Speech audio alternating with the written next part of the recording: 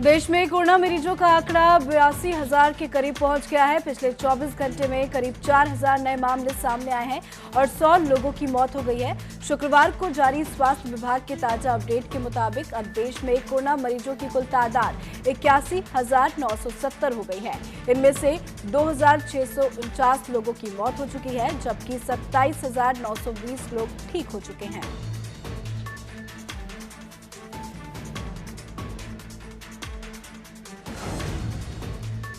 उत्तर प्रदेश में corona positive मरीजों की कुल संख्या 3,902 हो गई है। इनमें से 1,742 एक्टिव मरीज हैं, जबकि 2,072 मरीजों को डिस्चार्ज किया जा चुका है। 24 घंटे में 147 नए संक्रमित मरीज सामने आए हैं। प्रदेश में कुल मरने वालों की संख्या 88 हो गई है। 24 घंटे में सबसे अधिक 19 मरीज गाजियाबाद, मुरादाबाद में 16 और मेरठ में 14 मिले हैं।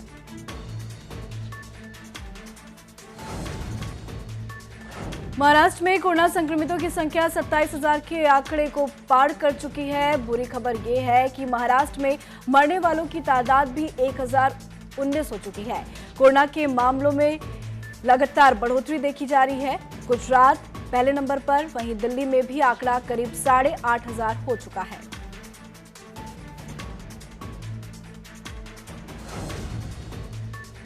चीन के वुहान शहर से फैले कोरोना वायरस ने भारत समेत पूरी दुनिया में तबाही मचा रखी है। राजस्थान में भी कोरोना वायरस बेहद तेजी से बढ़ रहा है।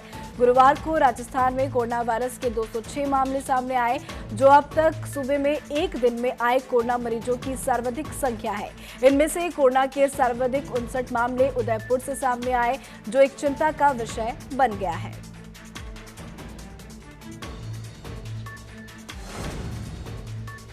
उत्तराखंड में बद्रीनाथ धाम के कपाट एक लंबे शीतकावास के बाद आज सुबह खोल दिए गए। इसमें पहले बद्रीनाथ मंदिर को फूलों से भव्य तरीके से सजाया गया। लॉकडाउन के चलते इस मौके पर बद्रीनाथ में कोई मौजूद नहीं है। महज गिनती के ही लोग मंदिर में देखे गए। पूरे विधि विधान के साथ शुक्रवार सुबह 4:30 बजे मंदिर के कपाट खोले गए।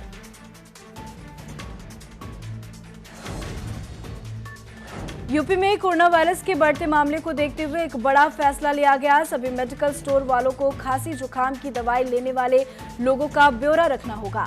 बिना अपना नाम पता बताए अब मेडिकल स्टोर वाले खांसी जुकाम की दवा नहीं देंगे।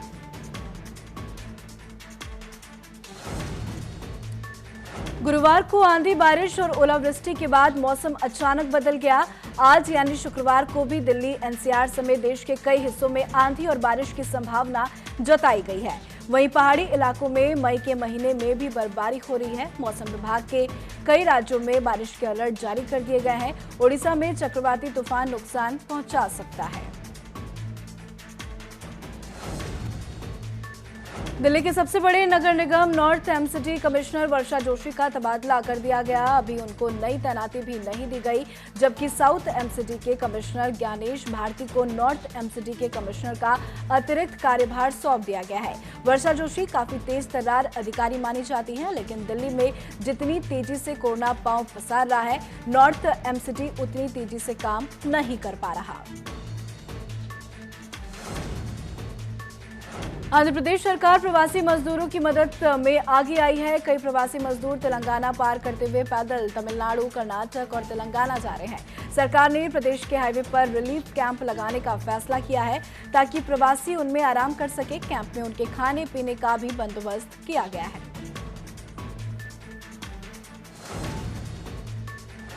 सुप्रीम कोर्ट के जज ने खुद को और परिवार को क्वारंटीन कर लिया है। दरअसल जज का रसोइया कोरोना पॉजिटिव पाया गया।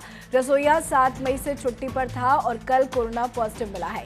स्वास्थ्य अधिकारियों का मानना है कि छुट्टी के दौरान रसोइया कोरोना संक्रमित हुआ है। एहतियातन जज ने अपने परिवार को क्वारंटीन कर लिया है।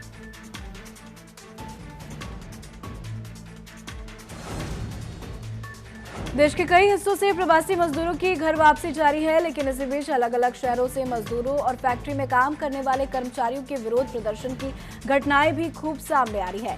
मथुरा में यमुना एक्सप्रेसवे पर रोके जाने के बाद मजदूरों ने पूरा हाईवे ही जाम कर दिया। पंजाब के संगरूर में सैलरी और जबरन काम कराने को लेकर मील मजदूरों ने प्रदर्शन किया, तो वहीं अलवर में भी वेतन नहीं मिलने से सड़क पर मजदूरों ने बवाल काटा है।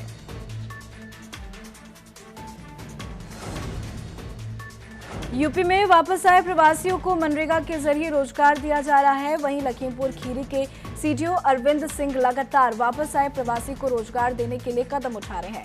लॉकडाउन के 39वें दिन में दूसरे राज्यों से 28,000 से अधिक प्रवासी अपने गांव में लौट चुके हैं। वहीं लखीमपुर खीरी रोजगार देने के मामले में यूपी में लखीमपुर खीरी नंबर 1 बन गया है। बीते दिनों में वहां मजदूरों को 11 करोड़ 1 लाख रुपए का भुगतान किया जा चुका है।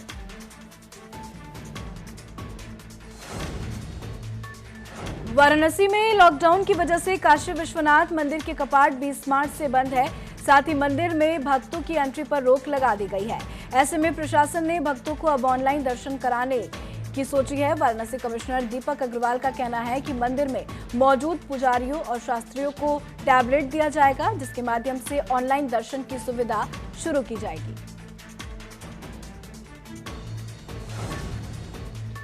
उत्तराखंड में कोरोना पॉजिटिव मरीजों को क्वारंटीन करने के साथ साथ प्रवासियों को सुरक्षित घर पहुंचाने की जिम्मेदारी पुलिस और एसडीआरएफ के जवानों की है। ऐसे में उनकी सुरक्षा को लेकर भी चिंताएं जरूर उठती हैं।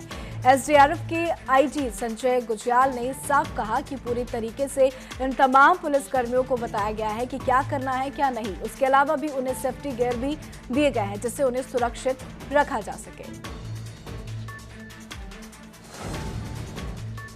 प्रवासियों को लगातार उत्तराखंड लाया जा रहा है। हालांकि कई राज्यों से प्रवासी लाए जा रहे हैं। वहीं 40 प्रवासियों को विदेशों से भी लाया गया, जिन्हें दिल्ली लखनऊ में क्वारंटीन किया गया है। वहीं मुख्य सचिव उत्पल कुमार ने साफ कर दिया कि प्रदेश में जिस तरह से प्रवासी आ रहे हैं, ऐसे में उन तमाम को होम क्वारंटीन किया जाएगा जिनके सैंपल लिए जा सकते हैं और जिनमें जरा भी संक्रमण दिखाई दे रहा है।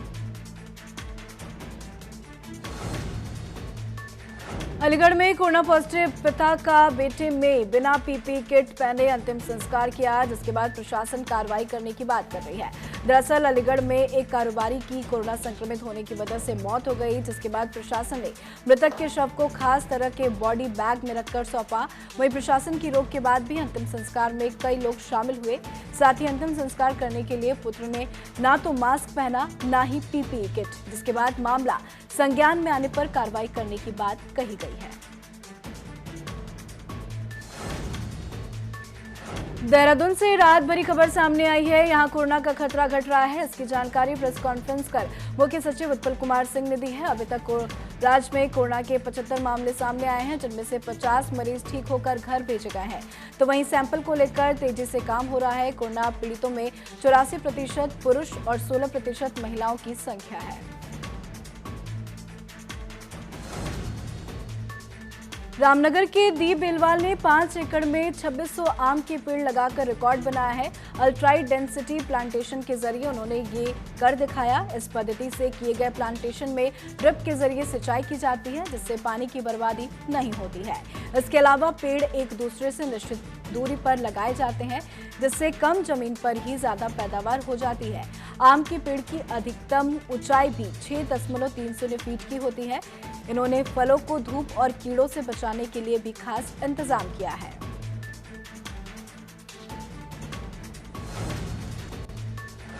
शराब व्यापारियों ने आबकारी आयुक्त सुशील कुमार से मुलाकात कर अपनी मांग को रखा है, जिसके बाद आज दुकानें बंद करने के निर्णय को व्यापारियों ने वापस लिया। उन्होंने कहा कि आयुक्त की तरफ से दिए गए आश्वासन के बाद दुकान बंद करने के फैसले को स्थगित कर दिया गया। साथ ही उन्होंने कहा कि 24 मई तक मांग पर अमल नहीं हुआ तो 25 मई से अनिश्चितकाल के लिए हड़ताल की जाएगी।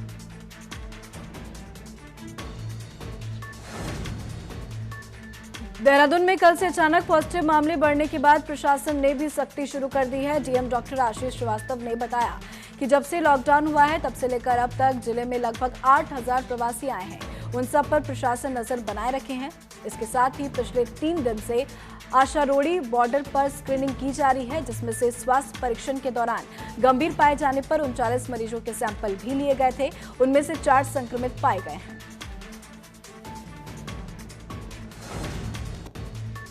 उत्तराखंड सरकार ने विभिन्न कमेटियां इसलिए बनाई है जिससे पता चल सके कि राज्य को कितना नुकसान हुआ है। आकलन के अनुसार सरकार को करीब 7,000 करोड़ का नुकसान हुआ है। प्रदेश सरकार के शहरी विकास मदन कौशिक भी मानते हैं कि राज्य को विभिन्न व्यवस्थाओं से मिलने वाला पैसा इतना ही होगा जो नहीं मिल सका है। उनके अनुसार अभी इसका पूरा आकलन किया जा रहा है।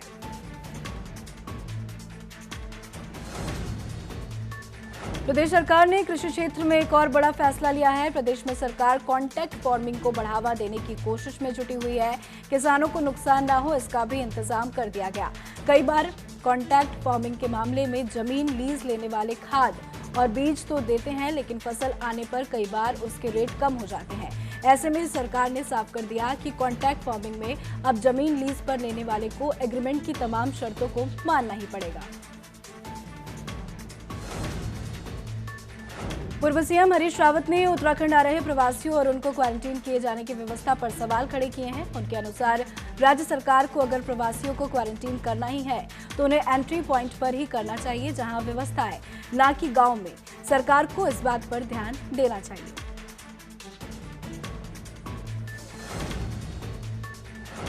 कोरोना वायरस और लॉकडाउन के चलते जहां एक तरफ लोग घरों में बंद है, सड़कों पर वाहन की आवाजाही थमी हुई है और हर तरफ सन्नाटा है, वहीं जंगली जानवर अब सड़कों पर नजर आ रहे हैं। हैदराबाद में एक ऐसा ही नजारा सामने आया। सड़क पर ही एक तेंदुआ चैन की नींद सोता दिखाई दिया।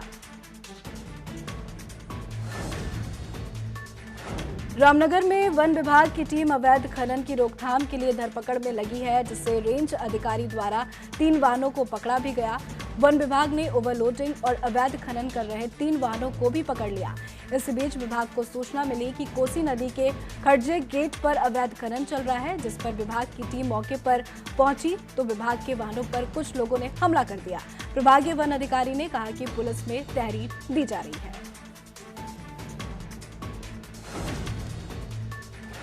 आगरा में श्रमिक स्पेशल गाड़ी में एक महिला ने एक बच्ची को जन्म दिया है।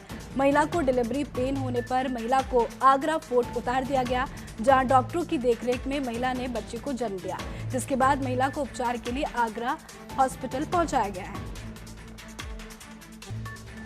गोंडा में जुआ खेल रहे लोगों की शिकायत पुलिस से करने से नाराज दबंग युवकों ने शिकायत करने वाले युवक पर हमला बोल दिया। बेखौफ दबंग लाठी डंडे से लैस होकर शिकायतकर्ता युवक के घर में घुस गए और उसे जमकर पीटा है। परिजनों ने युवक को बचाने की कोशिश की तो वो भी दबंगों के आक्रोश का शिकार हो गया और उनकी भी जमकर पिटाई की है। यही नहीं, दबंग युवकों ने पीड़ित के घर पर पत्थर भी बरसाए। बेखौफ दबंगई का ये वीडियो सोशल मीडिया पर वायरल हुआ तो पुलिस हरकत में आई और मामले का संज्ञान लिया। प्रतापगढ़ जिले के कथई थाना इलाके के गंगापाटी गांव में पंपिंग सेट के कुएं से ईंट निकालने के लिए अंदर घुसे 3 लोग मिट्टी के नीचे दब गए। इसकी जानकारी होने पर मौके पर पहुंचे ग्रामीणों ने थाने में सूचना दी और खुद भी लोगों को निकालने का प्रयास किया। किसी तरह 2 लोगों को तो बचा लिया गया, लेकिन एक कुएं में दब गया। फायर ब्रिगेड की टीम मौके पर रेस्क्यू ऑपरेशन करने में जुटी हुई है। जौनपुर में प्रयागराज से शाहगंज की तरफ जा रहा ट्रक सड़क किनारे पलट गया। इस हादसे में 7 प्रवासी मजदूर दब गए, जिसमें से एक मजदूर की मौके पर ही मौत हो गई। जेसीबी और स्थानीय लोगों की सहायता से पुलिस ने सभी मजदूरों को निकलवाकर जिला अस्पताल भेजा। सभी मजदूरों की हालत नाजुक बनी हुई है। हरदोई में जमकर सोशल डिस्टेंसिंग की धज्जियां उड़ाई जा रही हैं, जहां बैंक के बाहर भीड़ उमड़ पड़ी, वहीं साथ ही सोशल डिस्टेंसिंग के नियमों का भी उल्लंघन हुआ। प्रशासन सोशल डिस्टेंसिंग का पालन कराने में नाकाम दिखा।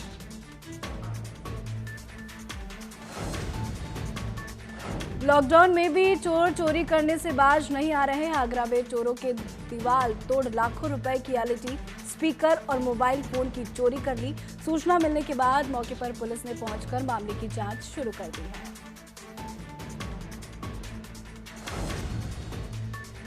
मुजफ्फरनगर के थाना मीरापुर क्षेत्र के कुतुबपुर झाल पर देर रात पुलिस और बदमाशों के बीच मुठभेड़ हो गई। मुठभेड़ के दौरान 15,000 का इनामी बदमाश शाहिद गोली लगने से घायल हो गया। पुलिस ने घायल बदमाश के कब्जे से एक तमंचा, कारतूस और एक मोटरसाइकिल बरामद की है, तो वहीं अंधेरे का फायदा उठाकर घायल बदमाश का एक साथी मौके से फरार हो गया। फिरोजाबाद में सुबह सुबह बड़ा हादसा हो गया, जहां शॉर्ट सर्किट की वजह से घर में धुआं भर जाने से पति पत्नी समेत 2 की मौत हो गई। एसी में हुए शॉर्ट सर्किट की वजह से घर में धुआं भर जाने पर दम घुटने से दोनों की मौत हुई है। वहीं सूचना पर पहुंची पुलिस ने फायर ब्रिगेड की मदद से दोनों शवों को घर के ताले तोड़कर बाहर निकाला। बागपत में एक शख्स ने गुस्से में अपने बेटे की हत्या कर दी। दरअसल मृतक का नाम मोहित था। मोहित का अपने पिता के साथ किसी बात को लेकर कहा-सुनी हो गई।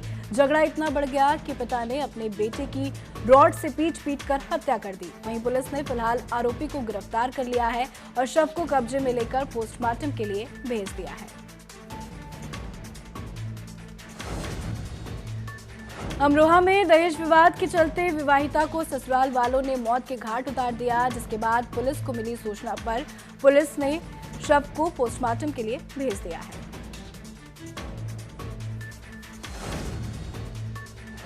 मुरादाबाद जनपद के मैनाछाड़ थाना क्षेत्र के गांव गुरेर में उस समय हड़कंप मच गया जब मामूली विवाद में दो पक्ष आपस में भिड़ गए।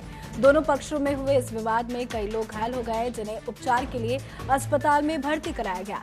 मामूली बात को लेकर हुए इस विवाद का वीडियो सोशल मीडिया पर तेजी से वायरल हो रहा है, जिसमें कुछ लोग पथराव और अवैध हथियारों से फायरिंग करते दिखाई दे रहे हैं। सुल्तानपुर के मनिकपुर इलाके में मामूली विवाद में मारपीट हो गई। मारपीट में एक की हालत गंभीर बनी हुई है, वहीं 3 लोग घायल हैं। घायलों को जिला अस्पताल में भर्ती कराया गया है। लोगों की माने तो मामला पुराना आपसी रंजिश का बताया जा रहा है।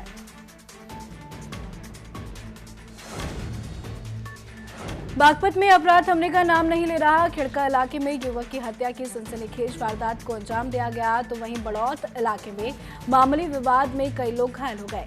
देखते देखते विवाद बढ़ गया। दोनों पक्षों से फायरिंग भी की गई, जिससे इलाके में सनसनी फैल गई। घायलों को अस्पताल में भर्ती कराया गया है। प्रयागराज में गुरुवार को हुए सामूहिक हत्याकांड का पुलिस ने खुलासा कर दिया है। तुलसीदास, उनकी पत्नी, बहू और बेटे की हत्या उनके ही बेटे ने करवाई थी। पुलिस ने हत्यारे बेटे के साथ ही उसके एक दोस्त को गिरफ्तार कर लिया। साथ ही पुलिस वारदात में शामिल 2 भाड़े के हत्यारे की तलाश कर रही है। पुलिस के मुताबिक आतिश का एक महिला से अवैध संबंध था, जिसका घरवाले विरोध कर रहे थे।